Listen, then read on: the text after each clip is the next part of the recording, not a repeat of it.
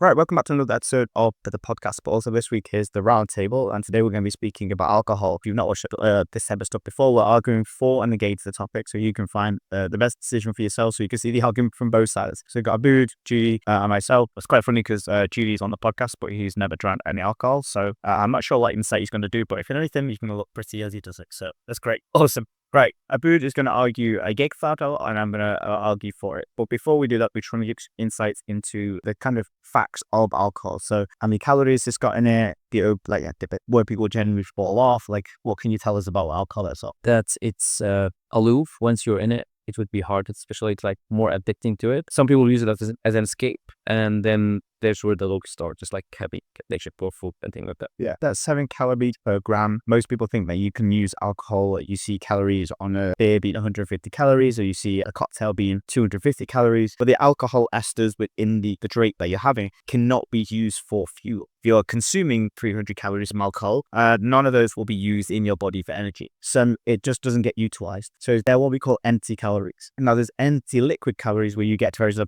benefit from it, like orange juice, or lemonade, full fat Coke or whatever. They're kind of what we class as empty liquid calories, where you're not really getting that much benefit from it. And then you've got the alcohol, which is zero benefit from a body perspective when it comes to the calories usage in that too. Why would someone want to give up alcohol during their fat loss phase? The main thing maybe you have to put in consider that its effects on you. I'm not gonna say mentally, but like its effect on your appetite. The main reason. Like, yes, we want to be in a calorie deficit. What if you have more reason to not be in a deficit? You have a lot of food, you have a lot of snacks, your appetite is up in the sky. That's already one thing that came to my mind why you want me, especially if you're like a foodie guy like me. So like you have shawarmas, you have a vodka. Remove the vodka, you always just shawarma. No, that's happening in my mind. Yeah. What about you, Jay? Yeah, I think take from a perspective of somebody who never drank alcohol, I'm the worst person to ask, but I would say like perspective is if you look at alcohol as a toxin, like your body works really hard to get rid of that and it affects like your recovery. So in that case, it affects your sleep, it affects your hydration. So in that case, like if you look at the journey from a collective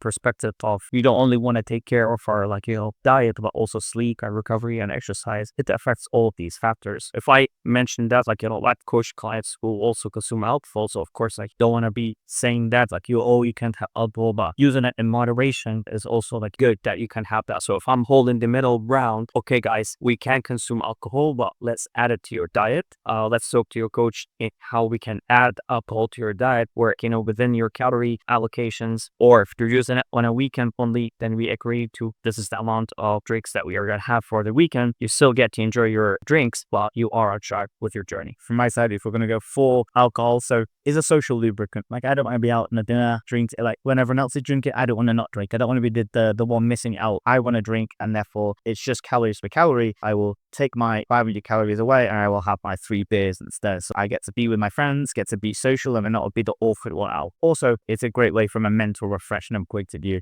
short term anyway, which you can argue against. There's a long term perspective, but if I'm out a busy day at work, I want to crack open a bottle of red wine, sip on it, nice little Pinot Noir, and be able to get to sleep a little bit better. And it makes me feel like my sleep has been awesome. When you combine those together, the duration of the diet gets easier because I suffer my emotional blows. Whatever past I've got, whatever stresses I've got on a day-to-day basis, I can mitigate them with a nice little bottle of red if it's within my calories. I think if I can sacrifice the food, if I don't mind hunger, if I don't mind being fatigued, if I don't mind not being building muscle, and if I don't mind waking up a little bit groggy because my sleep has a bit gotten worse, but I want all of the emotional benefits, the psychological benefits, then alcohol is a bit my perfect weapon for that. That's a lot of thing to put into the side. I know it's worth it, but okay. It's what are the negatives? The other thing to put in consideration is, other than your body cannot use it as an energy, as you can say, if you're fine with removing that amount of calories to the side and you're willing to sacrifice it. Like for me personally, I would go for a walk 30 minutes so I can get that extra ice cream. So I would do that effort for it. Like in your perspective, you were like, yeah, I can sacrifice for it. I think put in mind is that hormonal effect on it. So it just like the idea of,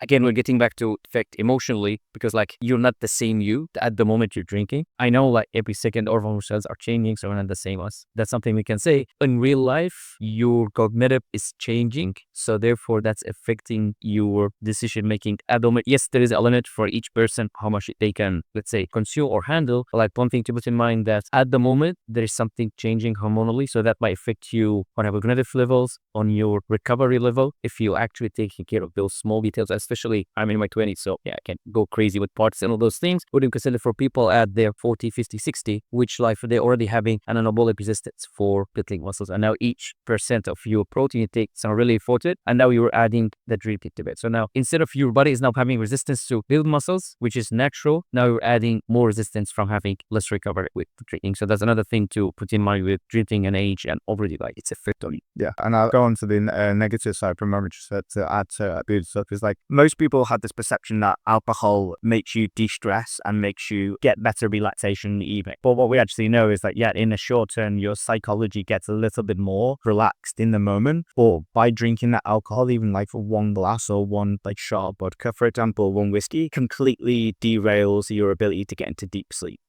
So you might feel a short-term boost and then a long-term hit because you're steaming from tomorrow to get to that, basically. It's actually close to the idea of scrolling, just normal scrolling reels. Yes, you will get this high dopamine for like, let's say 5 minutes, and then you will go loop for 30 minutes, and then you'll be like, oh, I wasted 30 minutes, and now I feel bad for it. So I will open it for another 5 minutes to feel good, and then you will go to this loop. It's can call even for masturbation, drinking, all of those things. You will get that high dopamine for it. It works. If we will focus on Just the short term. yeah, short term for like 5 minutes successful of feeling good, this is the best. Increase the amount of the successful time you're looking for, like add 30 minutes, add 1 day, add 1 week. We will see that now it's different perspectives from it. So yeah, I think there's a risk of like the habitual nature of drinking, and I guess this is just like more of a middle ground rather than like a target for and against. Is like the concept of utilizing alcohol as like a lever to pull emotional is short term great, long term doesn't solve the problem. Anything that kind of masks a problem, mutes a pain, mutes an emotion, doesn't mean that you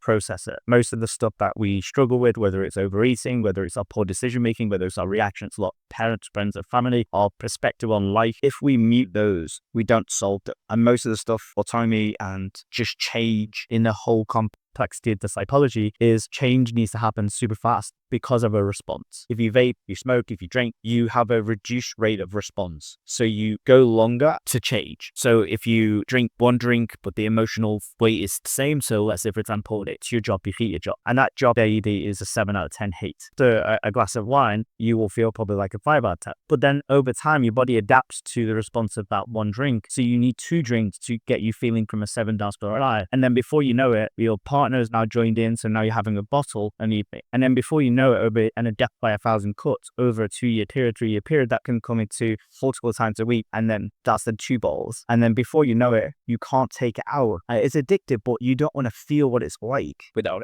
that. And you will be more miserable. It's like the people say to us, when I go on a diet, I feel worse. I feel not happy. I'm like, of course you don't feel happy. You've just used food for the last 10 years to feel happy. We took your food away. so towards the happiness would be Yeah. In terms of like I guess a middle ground concept of it is from a health perspective, the real answer is when people look at health, they look over the next 20 years. But some people who want the short-term benefits don't look at health over the long term, look at how they feel in the moment. So there's feelings and then there's health, which is then the span of 20 years. Span of 20 years says that there's very little benefit. It impacts your sleep, disrupts your hormones, reduces your mental capacity, and then has an impact on your general fatigue on a day-to-day basis. And that will then affect your quality of life. But on the short term, you're going to get these short-term boosts to solve particular thing or to have habits, which may feel really, really good. So that on a dieting perspective, you're looking at being the healthiest version, but also the most sustainable, because that's what people like. Sustainability is, I don't want to change the things I like, but I still want to get the results I want to get. that's what sustainability is, which sometimes might be unrealistic. So like it's all about the dosages at which you have it makes it either sustainable or something that cannot be replaced. If your weekends are a bottle of wine and loads of food, and then on the other day it's a few beers and then a meal out, it's going to be very hard to balance that from Monday to Friday. Now, some of the most successful people I've worked with understood that they could pick one or the other. They can't be both. Now, in the South Asian community, food is there. It's not going to be number 2 priority, number 3 priority. So therefore, they're stuck in the mid ground between they've got 2 priorities. They've got the way that they feel emotionally from food, and they've got the way they feel emotionally from alcohol. They don't want to pick one or the other, but then they stuck at moderation of the 2. So where do you go from there? I think the main idea, which I think for future podcasts would be my favorite towards, which is awareness and moderation. Yeah. But my favorite would be awareness. So even with a lot of studies from different perspectives with people dealing with anxiety, people dealing with addicted behavior, no matter how much to be aware that physically or it's physiologically physiologically that yes, we are under our control of hormones, things that we've been raised with. Once we add that idea of being aware of something and not just being aware like at the moment, actually understanding its effects. So understanding all positive and negatives, putting all of those on the table, and then now you're actual aware of the consequences, aware of putting all of those things like it's in your control, and then you know like the positive and the negative do it, then you will do the risk to reward ratio, for example. No, that's everything. And then it will be like, okay, if I'm aware that it won't fix my problem, if I'm aware that it's empty calories and if it's affecting my recovery, and then I'm doing the moderate because I want to take it just because I'm enjoying at the moderate. That's something I actually do on the weekend. I want to do a 30-minute scrolling for no reason, just to hit the top because it just feels good. Once you actually do it on purpose, instead of like scrolling 7 a.m. at the morning at your bathroom because you want to go to the work and just scrolling, wasting 30 minutes, you won't get the energy and you won't actually enjoy it, you know? Yeah. So the same thing with drinking. You get back from your work, you had a fight with the boss, you had a fight with your family, and then you will drink to escape. And now get the same drinking, but different situation. You plan for it because you want to relax at this 30-minute. It will be different. Yeah, I can't agree with that more. Anything planned takes away the emotional kind of urge for it, and then you get to enjoy it because you're more aware of your decisions. Everyone has been in a situation where if they've done the same thing, one where they purposely done it, one that did not purposely done it, one that doesn't purposely do it, creates guilt. You say, the guilt for it? You're guilt because tomorrow the scale weight goes up, the day after it goes up, a week later you're hitting a plateau, and you're feeling guilty because of what you did. Whereas when you consciously do it, like, this is for me right now, I want this thing, and I'm prepared to make the consequential changes. I'm okay that my sleep is a bit rubbish. I'm okay that I took a few calories out from a food perspective to put it back there. That was a big deal. It's not plateau anymore, it's mentally. The same thing, you're always the same. You either call it plateau because, oh, I don't know what's happening, or I am maintaining a perspective. I just want to stay okay, I'm fine. So I think that like the middle ground here, quite frankly, is what Abu just said there. Like the awareness and the conscious choices to do it, but do it with in mind of how you can do it within the phase that you're at. Like with the dieting phase and you got limited calories, you will need to give up more to have it. And let's say the progress. Yeah. And if you're not willing to change the amount that you have and you're over consuming more than what we say in moderation, let's say, I think 3 drinks or 2 glasses of wine are very easy to fit into a diet. It's very easy. And that's every day if you want it. It's easy to say. Or you don't want to do that every day because of the hunger that you might get, but you can fit into. As soon as it becomes like 3 cocktails, which could be like 750 calories, then that becomes almost incompatible to get into a diet. Whereas a maintenance phase, you could quite frankly, depending on how you structured your week's calories. So you could do less during Monday to Friday and then have these days on Saturday, Sunday where you do have like a bottle or something like that. Then that's okay. You could fit that into the numbers. But that's the concept of this. It's the same idea with like pizza or shawarma in my case. Yes, you can have it every day. If you go with pizza, it's more familiar with it. People saying like, oh, I cannot have a pizza. It's like there is that part in Friends, in Joey, who's like a moment on the lips, an eternity on the hip, something like that. So people have this idea that eating pizza doesn't work with a diet. There's an actual video on YouTube for a doctor who literally ate pizza every day and lose weight, but he actually has a different effect on his mental, his appetite, all those things. So yes, on numbers, just calories as numbers, yes, you can lose weight and eat the pizza. The same thing, you can lose weight. I still enjoy drinks, but then when you have that awareness to the side, you're putting this idea, is this 300 extra calories being, I'm not going to use the word wasted, either for like using with actual awareness to go for drinks. Is it worth it for me today instead of having that extra like eggs or like cottage cheese, for example, as a protein? So now like you're having your priority indifferent, then when you're doing it unconscious, it will be like, okay, it's worth it for today. It's inconvenient for every day, but I still have, once you're aware of it, you have the freedom to actually choose it when you want to. So now you're in control. Yeah. Well, and I think the last point is that over time in your fitness journey, you go from like fat loss centric, which is that number on the scale going down,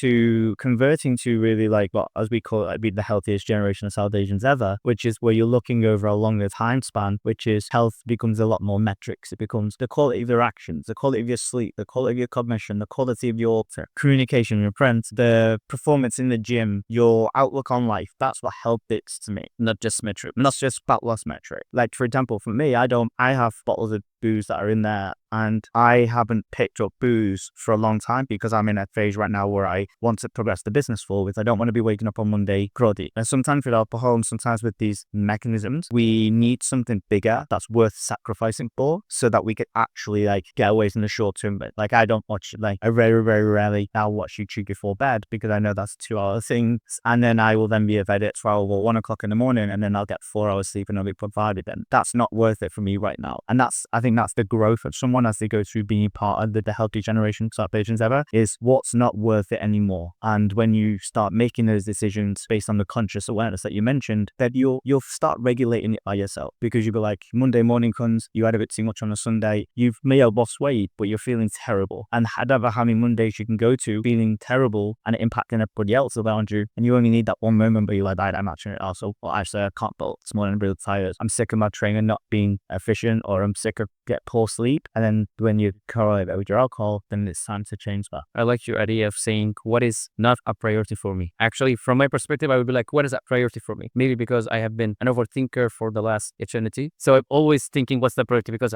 maybe I have some awareness of myself. But actually, you can start with a different question. Instead of thinking what's important for me, actually ask what is not important, what is not a priority. It's not a priority for me to wake up groggy. So therefore, you find what's a priority, which is waking up not being groggy. Yeah, you find the opposite way. Hopefully that's a reduce. What I would do is, if you're in that phase where you do want to drink alcohol during your dieting phase, the concept of you understanding the calories in your drinks is going to be really important. So just making sure that you have this understanding of what a shot of alcohol is, what's a double, what's a bottle of beer, what's a pint, what's a glass of wine, small, medium, and large, what's a cocktail, and get familiar with these numbers, because that's when you can start making the emotional then logic. And when you make it logic, you can fit it in the way that you want to. And if you do have those habits where you tend to, I guess, go from 1 drink to 3 drinks to 4 drinks to 5 drinks, that's just a part where you have to start learning the element of self-control in a moment where your self-control barriers are down. But that's all down to self-discipline. It's all down to self-reliance, self-motivation. You have to start reining it in despite wanting more. And once you learn those skills around alcohol, and you can have them sit in your fridge